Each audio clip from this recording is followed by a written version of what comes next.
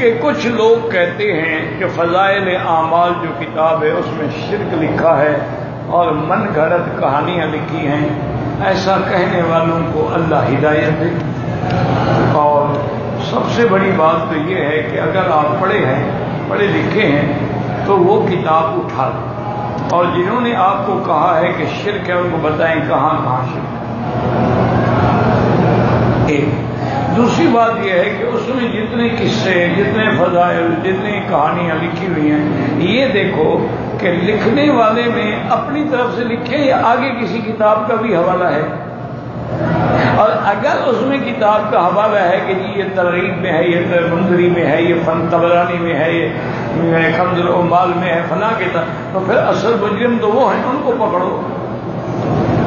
ان نے تو نقل کیا نا، ان نے خود تو نہیں لکھا۔ لیکن ایک مسئلہ سمجھو، ایک ہوتے ہیں اعتقادات، ایک ہوتے ہیں احکامات، ایک ہوتے ہیں فضائل۔ عقیدہ جو ہے وہ بغیر قرآن کے ثابت نہیں۔ قرآن ہو نص سے قطعی ہو، یا حدیث بھی ایسی ہو کہ قطعی دلالت۔ اچھا یہ تو عقیدے کی بات۔ اب ہے احکام۔ احکام کا کیا معنی ہے؟ وضو کے کیا احکام ہیں، غسل کرنے کے کیا احکام ہیں، حیض کی حالت میں عورت کے لیے کیا احکام ہیں، نفاس کی حالت میں عورت کے لیے کیا احکام ہیں، رضاعت کے کیا احکام ہیں۔ تو یہ احکام کے لیے جو ہے حدیث مبارک ہی کافی ہے، لیکن شرط یہی ہے کہ حدیث صحیح ہے۔ تو احکام اور عقائد جو ہیں ان کے لیے تو نصوص چاہیے۔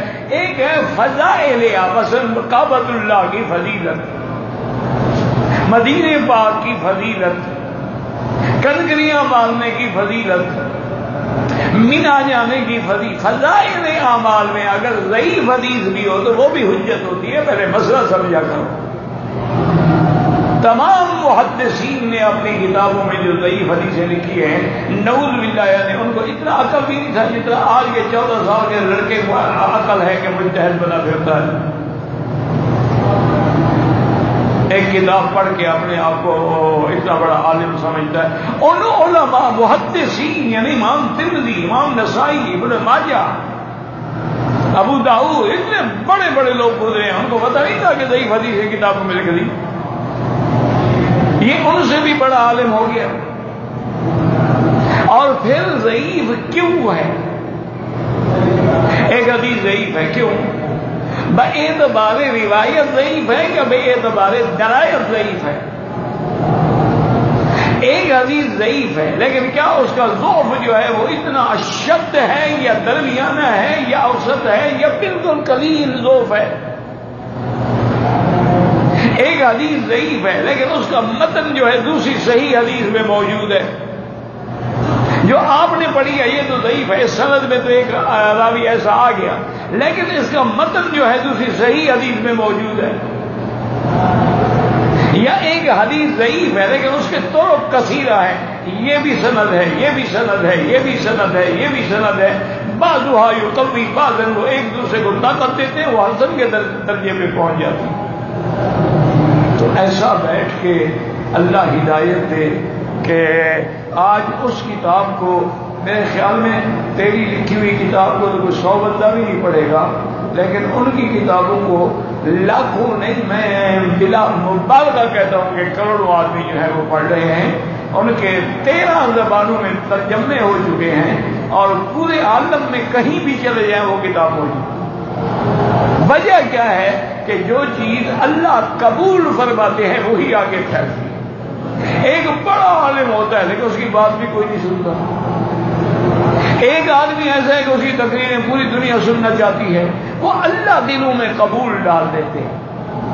اللہ تبارک و تعالیٰ اس کی مقبولیت، حضور نے حدیث میں ہے فرمایا کہ جب اللہ کسی کو پسند فرما دیتے ہیں تو دریا کی مچھلیوں کو بھی حکم دیتے ہیں کہ فلاں بندہ میرا محبوب ہے، اس کے لیے تم بھی دعا کرو۔ تو اس لیے ہمیشہ یاد رکھیں یہ وہ لوگ ہیں، یہ اولیاء اللہ تھے، یہ عالم تھے ساری زندگی ان کی حدیث و قرآن میں گزری، اللہ ان پہ کروڑ رحمتیں کرے۔ اگر ان کی تعریف نہیں کر سکتے ہو کبھی برائی نہ کیا کرو، کیونکہ جب آدمی اللہ کے ولی کو برا کہتا ہے، من آذانی ولیا فقد آذنتہ بالحرب او کما قال النبی صلی اللہ علیہ وسلم۔ باقی ہوتا ہے غلطی تو غلطی سے تو کوئی انسان بھی پاک نہیں ہو سکتا، ہر انسان میں غلطیاں ہوتی ہیں۔